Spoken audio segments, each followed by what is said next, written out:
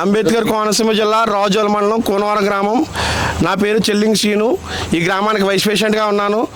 మరి గ్రామంలో ఎప్పటి నుంచో మా కళ ఈ గ్రామానికి శివాలయం లేదనే ఉద్దేశంతో ఈరోజు మరి డిప్యూటీ సీఎం గారు అయినటువంటి పవన్ కళ్యాణ్ గారు మొట్టమొదటిసారిగా మా గ్రామం వస్తున్నారు. కాబట్టి మా గ్రామంలో ఉన్నటువంటి ఆడపడుచులు కానీ మేమందరం కూడా అతను రాకోసం ఎదురు చూస్తున్నాం.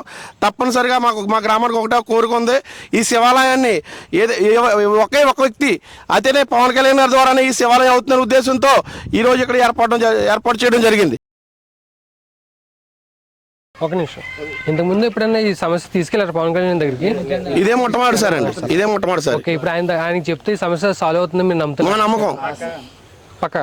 అవును సార్, మా నమ్మకం. ఆల్రెడీ 3 రోజుల నుంచి ఈ గ్రామంలో ఈ సేవలన్నీ చేస్తున్నాం మేము పవన్ కళ్యాణ్ రాక కోసం.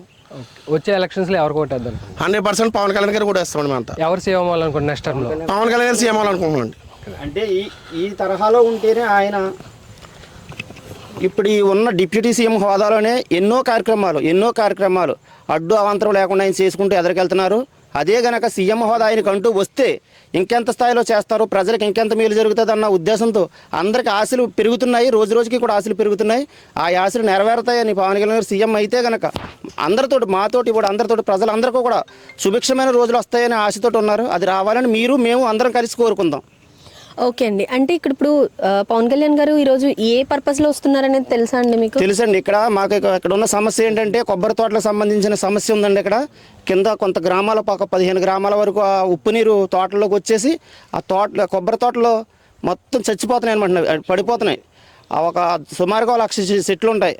అవన్నీ కూడా కేవలం వాటర్ ప్రాబ్లం వల్ల పోతున్నాయి. అవి దానికి ఏదైనా పరిష్కారం చేస్తారు పవన్ కళ్యాణ్ గారు అని చెప్పేసి మా ఎమ్మెల్యే గారు దేవ వరప్రసాద్ గారు ఈ సమస్యను ఆయన దృష్టికి తీసుకెళ్లారు.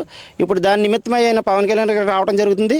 దానికి పరిష్కారం జరుగుతుందని ఆశపడుతున్నాం. ఓకే అండి, అంటే పవన్ కళ్యాణ్ గారికి దగ్గరికి ఈ సమస్య వెళ్ళిన తర్వాత పరిష్కారం అనేది తప్పకుండా దొరుకుతుందని మీరు అనుకుంటున్నారా? ఖచ్చితంగా జరుగుతుందండి. పవన్ కళ్యాణ్ ఏదైనా ఒక విషయం ఆయన అడ్రస్ చేస్తుంటే ఆ సమస్య కొద్ది రోజుల్లోనే అతి తక్కువ వ్యవధిలో పూర్తవడం జరుగుతుంది. ప్రతిదీ కూడా మేము చూస్తున్నంత కాలంలో కూడా మేము అది గమనిస్తున్నాం.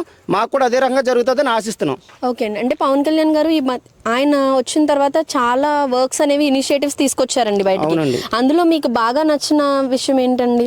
ఆదివాసీలకు సంబంధించిన ప్రాంతాల్లో రోడ్లు వేసి కరెంటు వేసి వాళ్ళ జీవితాల్లో వెలుగులు తీసుకొచ్చారు. ఆ వెలుగులు అందరికీ వెలుగులు పంచుతున్నాయి. అది మా అందరం కూడా సంతోషిస్తున్నాం.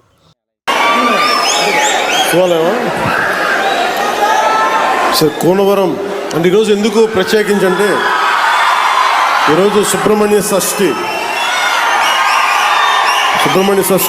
శుభాకాంక్షలు తెలియజేసుకుంటూ కోనవరం శివాలయం ఆగిపోయింది.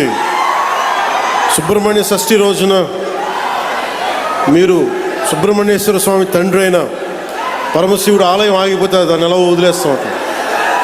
నేను మీకు మాటిస్తున్నాను, అది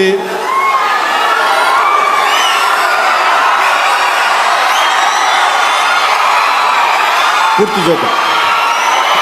టైం లైన్ చెప్పడానికి నాకేముందంటే నాకు అది ఏ స్థాయిలో ఉందో తెలియట్లేదు.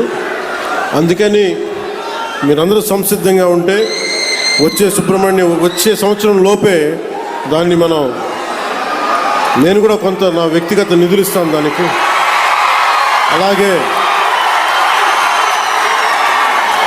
అలాగే మన ఎండోమెంట్స్ డిపార్ట్మెంట్తో మన మంత్రి గారితో కూడా మాట్లాడి దానికి కావాల్సిన నిధుల్ని నేను సమకూర్చి మీకు పరమశివుడు ఆశీస్సులు ఉండేలా మనందరికీ ప్రయత్నం నేను చేస్తాను.